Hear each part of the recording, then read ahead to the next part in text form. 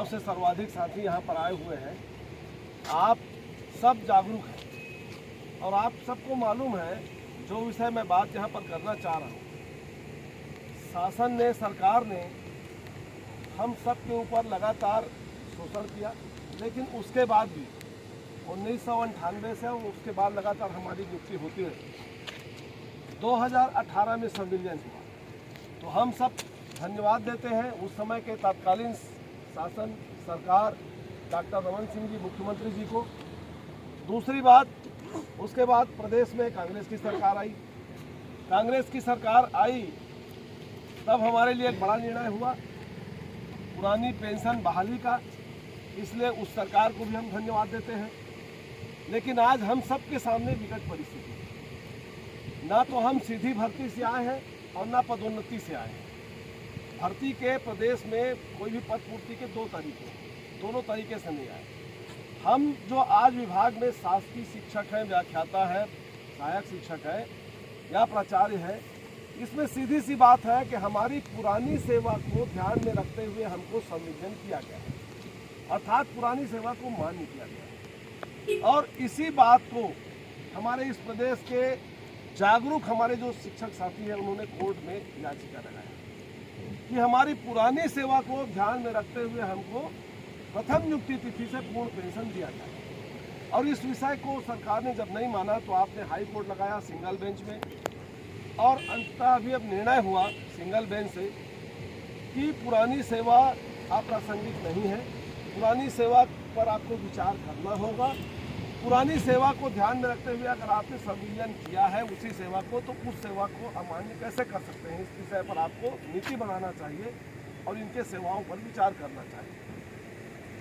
ये न्यायालय के निर्णय का हम अभिनंदन करते हैं, स्वागत करते हैं।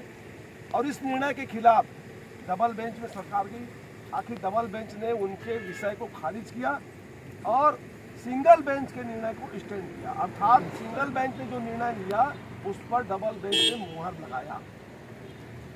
हमारी पुरानी जो सेवा है वो हमारे लिए बहुत ज़रूरी है, क्योंकि हमारे कई ऐसे साथी हैं, हजारों साथी हैं जो जीरो पेंशन में रिटायर हुए। इसके साथ ही साथ 28 के बाद भी हमारे साथी जो रिटायर होंगे उनको अपेक्षित पेंशन राशि नहीं मिलेगी, आंशिक पेंशन राशि मिलेगी।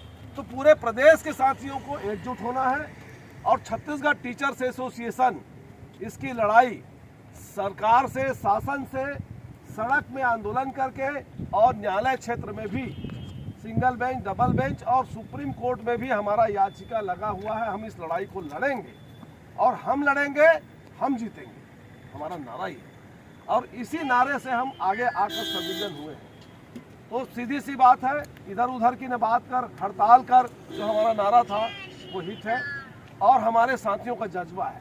पुरानी पेंशन को हम ऐसे ही नहीं जाने देंगे, इसलिए पुरानी पेंशन के लिए जो हमारे न्यायिक क्षेत्र में जो साथी गए हैं उसके लिए तो मैं अभिनंदन करता हूँ, ताली बजाता हूँ कि आप लोग जागरूक हैं और आप लोगों के कारण ही हम सब सुरक्षित हैं।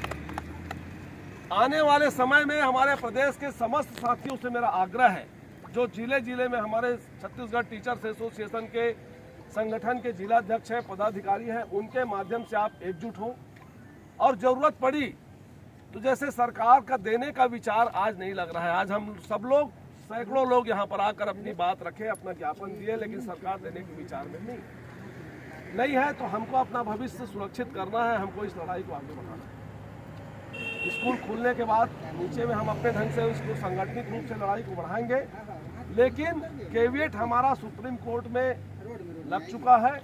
सरकार जब भी जाएगी हम सुप्रीम कोर्ट में भी घेरेंगे और सुप्रीम कोर्ट में भी एकजुट होकर इस लड़ाई को निर्णायक मुकाम तक पहुंचाएंगे। इसके लिए आप सबकी सहमति भी आवश्यक है। अगर आप सहमत हैं हमारे भविष्य के लिए तो एक बार हाथ उठाकर हम तैयार हैं, तैयार हैं। बहुत शानदार। हम लोग अपने ग्रुप में अपने साथियों के भरोसे इस लड़ाई को यहाँ तक लड़े हैं और यहाँ से जीत भी गए। समझ लीजिए सिंगल बेंच के निर्णय पर डबल बेंच ने मुहर लगा दिया तो हम जीत गए। सुप्रीम कोर्ट में हम कैविएट लगा चुके हैं। सरकार जब सुप्रीम कोर्ट जाएगी निश्चित रूप से हम उसमें निर्णायक ढंग से अच्छे वकीलों को साथ में रख के एक पैनल तैयार करके उसका संघर्ष करेंगे। आज आप सब लोग जागरूक हैं, जो लोग आए हैं उसका बहुत बहुत धन्यवाद। जो साथी नहीं आए हैं और जो कोर्ट से अपनी लड़ाई जीते हैं या कोर्ट में जो याचिका लगाए हैं, उनसे भी मैं आग्रह करता हूं कि यहां आकर अपना आवेदन कोर्ट के निर्णय के साथ जमा करें। नहीं है तो घर से ही आप हमारे संगठन के साथियों से जानकारी लें, वहां से रजिस्टर डाक से आप भेजें, उसकी पावती रखें ताकि सुप्रीम कोर्ट में काम आए।